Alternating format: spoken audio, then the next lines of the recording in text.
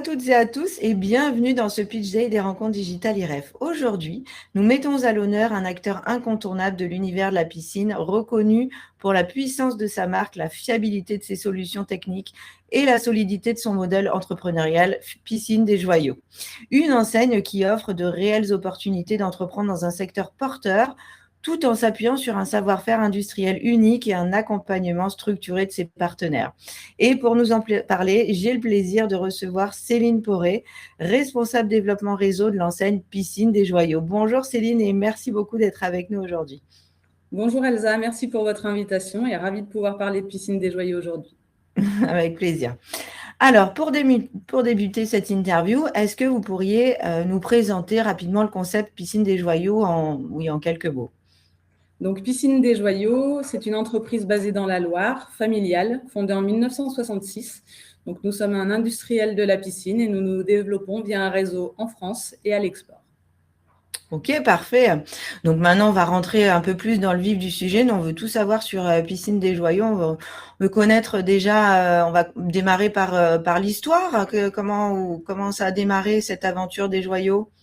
Donc, cette aventure des joyaux, elle a démarré en 1966 avec Jean Desjoyaux, qui est le monsieur que vous voyez en photo, et qui a fait sa première piscine pour sa famille et ses amis.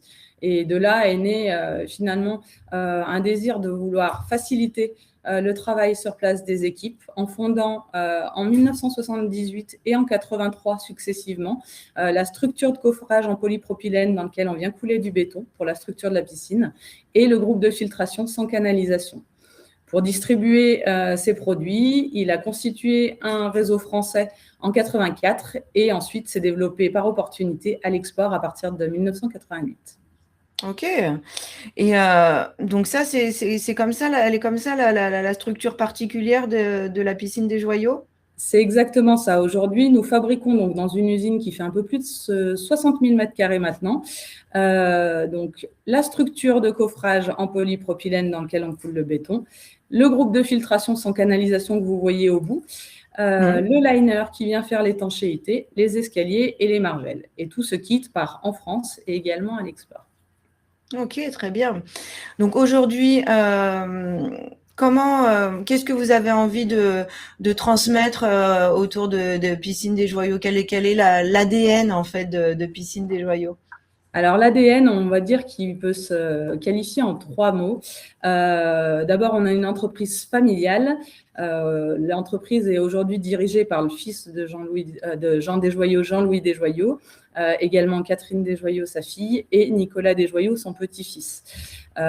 Donc c'est une entreprise très familiale qui s'adresse également à un réseau de concessionnaires qui travaillent aussi souvent en famille et bien sûr un produit final qui s'adresse aussi à des familles. Pour le deuxième mot qui qualifierait l'ADN de Desjoyaux, je parlerais plutôt d'innovation, puisque, comme je vous le disais, on a une usine de production qui fait un peu plus de 60 000 m², avec des gros outils industriels qui fabriquent nos produits pour avoir un produit industrialisé et maîtrisé, et qui puisse s'exporter dans le monde entier sous exactement le même format. Et puis pour le troisième mot qualificatif, on parlera plutôt du réseau, puisqu'on a un réseau de concessionnaires, donc 180 magasins en France, qui est le 3e marché mondial de la piscine. Et puis on est aussi présent dans 80 pays du monde entier. Ok, ouais, quand même. C'est un réseau qui s'est extrêmement bien développé durant du coup, depuis 66, vous fêtez vos 50 ans, 60? 60 ans cette année, oui. Ah ouais, c'est ça. Pas mal. C'est vrai. C'est une belle Et du coup, ah bah oui, c'est clair. Et on est quand même toujours sur un réseau familial, hein, comme vous le disiez, Céline. Oui, alors géré par la famille aujourd'hui, et puis aussi on a maintenant des concessionnaires qui arrivent à l'âge de la retraite, qui ont cédé leur place en concession à leurs enfants. Donc on reste vraiment dans cette ambiance famille, que ce soit avec notre réseau, avec nos clients et au sein du siège Piscine des Joyaux. Oui, c'est clair. Pour s'implanter chez Piscine des Joyaux, j'imagine qu'il faut quand même un local ou en tout cas un extérieur. Enfin, de quoi a besoin un concessionnaire aujourd'hui pour s'installer? Alors, un concessionnaire a besoin d'un local entre 80 et 150 mètres carrés, bien évidemment avec une surface extérieure si possible, puisqu'il y a des villes dans lesquelles on n'a pas la possibilité de le faire pour pouvoir installer une piscine d'exposition. Et puis, surtout, un local sur un axe passant, plutôt dans des zones commerciales, pas trop de centre-ville, proches de concessions automobiles et autres, pour avoir un attrait justement et être visible par les clients. Ok. Et juste une petite précision, Céline, parce que vous parlez de concessionnaire depuis tout à l'heure et pas de franchisé. Est-ce que vous pouvez juste… Exactement. oui, parce que je pense que c'est un point important aussi. Exactement, vous avez raison de le souligner, Elsa. Nous fonctionnons globalement comme la franchise, puisque nous apportons un concept qui fonctionne depuis 60 ans à nos concessionnaires avec un business model très précis. Mais par contre, ce sont des contrats de concession, donc nous n'avons pas de droit d'entrée, pas de royalties.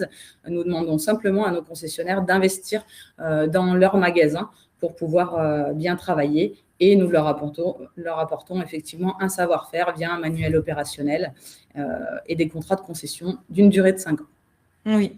En fait, le contrat de concession, c'est un contrat qui est un peu plus léger que par rapport à un contrat de franchise. Exactement, il est plus léger. Après, aujourd'hui, on a, nous, une clause d'exclusivité territoriale. Donc, on leur cède une zone géographique. On a un territoire qui est plutôt très maillé en France. Donc, on va déterminer jusqu'à la commune près. Et en contrepartie, on leur demande une exclusivité de commercialisation de leurs produits, puisque, comme vous l'avez compris, on est un industriel. Donc, notre objectif, c'est de vendre les produits qu'on fabrique. Bien sûr. Et voilà. Ok. Quel type de candidat vous recherchez justement pour devenir concessionnaire? Quelle personne va vraiment s'épanouir dans ce métier-là? Alors, aujourd'hui, on ne s'interdit aucun profil chez Piscine des Joyaux, puisque comme vous pouvez le voir, on a au sein de notre réseau des personnes qui viennent du monde bancaire, de la construction, des assurances, de la grande distribution. Donc, il y a 2 cas de figure, soit des personnes qui souhaitent aujourd'hui diversifier leurs activités, donc qui ont déjà une connexion avec notre métier, des personnes dans le paysage ou effectivement dans la construction, soit des cadres en reconversion qui souhaitent entreprendre et qui souhaitent un accompagnement accru, parce que pour entreprendre, il faut aussi parfois l'idée.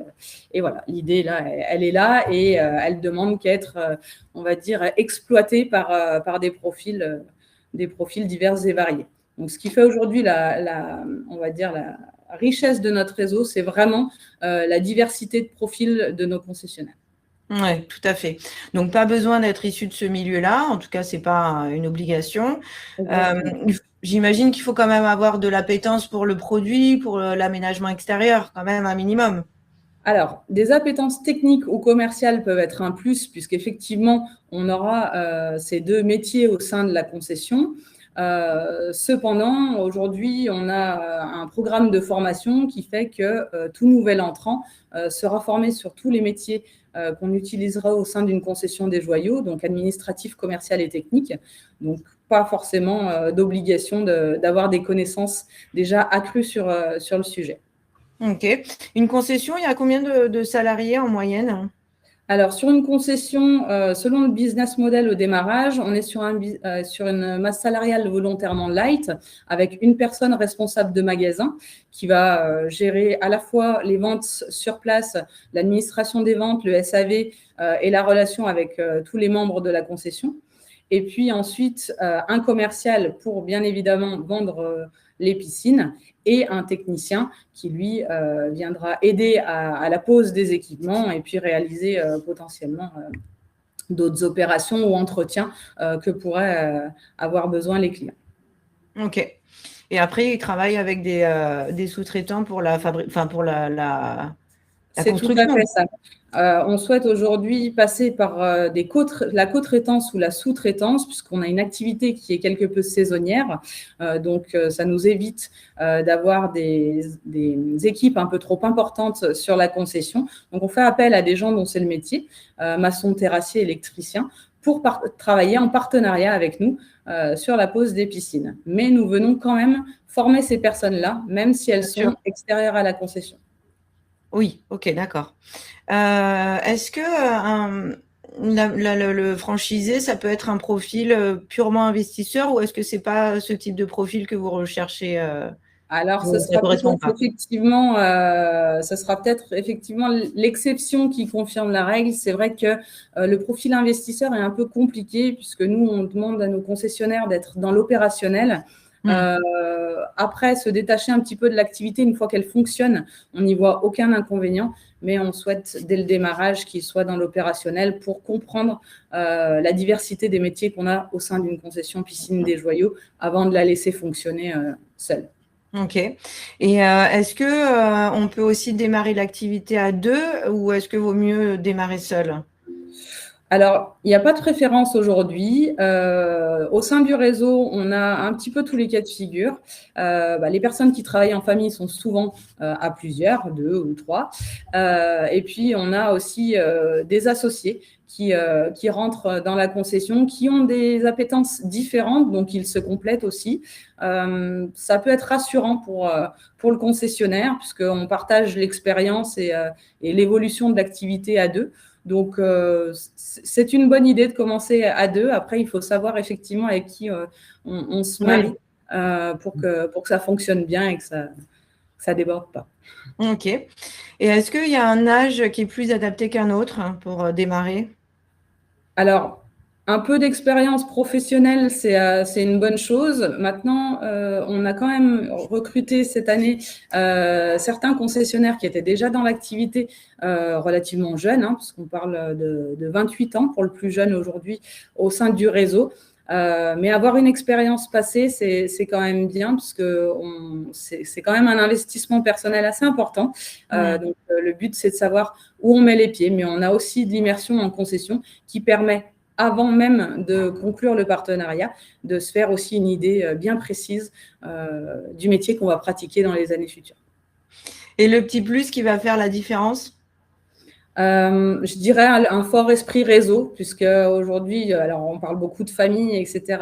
On a un maillage de territoire, notamment sur la France, qui a 180 magasins. Donc, on va dire qu'il y a une certaine émulation du réseau. Donc, se serrer un petit peu les coudes entre voisins, c'est une bonne chose. Et puis, adhérer aussi un petit peu aux règles que nous, on préconise, puisque, mine de rien, elles ont leur importance pour réussir. Oui, puis c'est un peu tout le principe de la franchise aussi quand même. C'est ça. Bon, alors maintenant, j'aimerais bien que vous nous parliez un petit peu de l'accompagnement que vous proposez au sein de Piscine des Joyaux, justement pour les nouveaux concessionnaires. Donc l'accompagnement, alors il démarre pas tout à fait sur le parcours de formation, mais d'abord déjà sur une journée découverte au siège avec une présentation du partenariat et puis surtout une visite du site de production qui reste mine de rien notre plus bel argument aujourd'hui auprès de nos concessionnaires. Et puis ensuite, s'en suivra un parcours de formation, une fois qu'on aura contractualisé les relations commerciales, de 6 semaines non consécutives, puisque parfois, on a des personnes qui nous rejoignent qui sont déjà aussi dans une activité professionnelle. Donc, une formation découverte pour connaître un petit peu tous les sujets en surface qui est offerte par la marque au démarrage, qui est de 9 jours. Donc, tout ça sur notre site au siège social, mais site de production également. Et puis après, des formations diverses et variées sur effectivement de la technique du commerce, de l'administratif, avec au final une formation pause piscine qui là est une formation in situ, puisqu'on invite aussi les équipes, les futures équipes du concessionnaire à venir poser la première piscine avec le concessionnaire et le formateur, pour être sûr que derrière, on puisse appliquer effectivement le cahier des charges comme il se doit. À savoir que c'est nous qui aussi assurons la garantie de toutes nos piscines en France. Donc, on doit s'assurer qu'elles sont posées selon les règles de l'art. Ensuite, suivant le parcours de formation, on a aussi donc de l'immersion, comme je vous disais, en concession. Là, c'est un petit peu à la demande du concessionnaire et selon les besoins qu'il peut avoir, pour créer aussi une émulation justement avec ses voisins qu'il ne connaîtra pas. Et puis, par la suite, on a un responsable de zone. Ils sont 3 en France actuellement, qui viennent accompagner les nouveaux concessionnaires au quotidien, à la demande, pour ne pas les laisser forcément, en tout cas la première année, dans la nature et qu'ils soient rassurés avec un support également au siège de tous les admins qui sont à disposition du réseau. Ok. Vous vous retrouvez de temps en temps tous entre concessionnaires? Oui, alors il y a des réunions régionales qui sont réalisées chaque année et puis une grande messe, on va dire, sur France et Export qui est organisée aussi. Alors, il y en a eu un petit peu moins suite au Covid, mais qui devrait revenir justement, où là, on rassemble un certain nombre de partenaires, même export, plus des concessionnaires français. On est arrivé à 26 pays représentés lors de ces réunions mondiales, ce qui est vraiment très intéressant et un moment assez sympa d'échange, en tout cas avec tous nos concessionnaires. Oui, j'imagine. Comment est-ce que se détaille le budget, en fait, justement? Si je suis un futur concessionnaire, quel budget je dois prévoir pour démarrer mon activité? Alors, on a deux opportunités, notamment sur le réseau France, soit de la création de concessions, soit du rachat de fonds de commerce ou part sociale d'une société existante. Mais là, on va parler plus particulièrement d'une création de concession où on part sur un budget global de 130 000 € d'investissement hors immobilier. Hors immobilier, pourquoi? Parce que le concessionnaire va choisir un local dont on ne connaît pas encore le loyer, et c'est lui qui choisira également s'il souhaite acheter ou louer cet emplacement. On n'intervient pas là-dessus, on intervient simplement sur la localisation, on va dire, de l'emplacement qu'on validera ou pas. Okay. Au sein de l'investissement, on va retrouver donc effectivement l'aménagement du magasin. Donc, on est sur une fourchette de 40 000 €, mais ça dépend de l'état des locaux, j'ose dire. La communication, donc le budget communication, c'est une communication de démarrage pour type inauguration, mais également aussi une communication portes ouvertes que nous avons chaque année sur les mois de mars et septembre sur les temps forts de la piscine. Et puis ensuite, le matériel pour la piscine, par exemple, d'expo, le matériel aussi d'encaissement, etc., en magasin, le stock de démarrage, puisque outre le fait que nous proposions les produits piscine pour lesquels nous sommes fabricants, nous venons compléter la gamme avec des équipements et des accessoires où nous travaillons avec des fournisseurs. Donc, au sein d'un magasin des joyaux, vous trouvez tout ce qui a trait au monde de la piscine. Et puis ensuite, viendra au sein de l'investissement le parcours de formation d'une valeur de 10 000 € si je ne me trompe pas, et une trésor de départ plutôt light puisqu'on ne fait que très peu d'avance de trésorerie au sein d'une concession avant la commande du matériel. Ok. En apport personnel, du coup, on est à peu près à combien? Alors, sur l'apport personnel pour un montant de 130 000 €, on considère que si on arrive avec un apport de 40 000 €, les banques suivent facilement l'investissement. Ok. Donc, si on veut résumer un petit peu, Céline, ce qui fait donc justement la force du réseau de Piscine des Joyaux. Donc, Piscine des Joyaux aujourd'hui, c'est effectivement 80 magasins en France avec une volonté de développement et un maillage final à 200. 80 pays dans le monde, et là, avec une volonté de maillage beaucoup plus importante, il nous reste quand même pas mal de travail. 400 points de vente dans le monde, et on estime que 5000 personnes travaillent pour la marque à ce jour. C'est énorme. 5 filiales de distribution aussi, donc qui nous appartiennent sur des marchés historiques tels que l'Espagne, l'Italie, l'Allemagne, et puis les États-Unis et le Brésil, qui sont successivement le premier marché mondial de la piscine et le deuxième marché mondial de la piscine, la France étant le troisième. Ah oui, ok. Exactement. Okay. Donc alors, aujourd'hui, qu'est-ce qui reste comme place en France déjà ? Alors, en France, on dispose plus que de 5 secteurs vacants où on va demander une création de concession, donc c'est peu. Sur le nord de la France, le Touquet, Bernay, 2 secteurs en Corse, et puis Belfort et Chaumont. Et puis ensuite, on a quand même quelques reprises puisque les 60 ans d'existence font qu'on a des départs en retraite ou maintenant des changements aussi de challenge, donc avec des reventes de concessions où ce sont des rachats de fonds de commerce ou de parts sociales sur les pictos que vous pouvez voir en orange.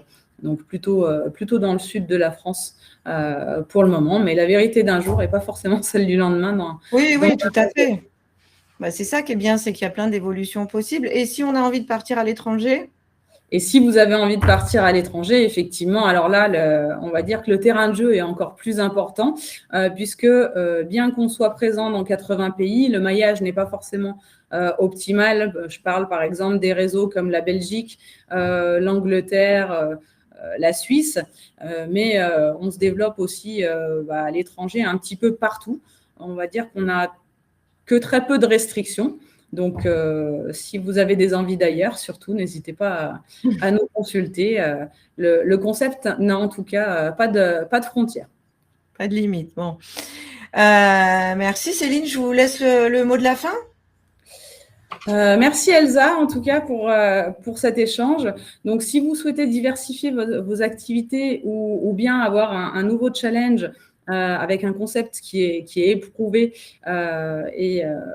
et qui a fait ses preuves, bien sûr, n'hésitez pas à nous consulter. Une journée découverte est organisée à chaque rendez-vous pour savoir un petit peu à quoi ressemble l'entrée dans le monde des joyaux. Ça n'engage à rien, mais ça vous permet d'avoir une photographie globale et peut-être de rejoindre cette grande famille des joyaux. Eh ben, merci beaucoup Céline pour cette présentation complète et merci à vous d'avoir suivi cette interview. Donc, vous l'aurez donc compris, Piscine des Joyaux, c'est l'opportunité d'entreprendre avec une marque puissante, un savoir-faire reconnu et un modèle éprouvé, comme le disait Céline. Pour en savoir plus, rendez-vous sur le stand de Piscine des Joyaux pour échanger directement avec Céline et son équipe. À très bientôt pour un nouveau Pitch Day des rencontres digitales IREF.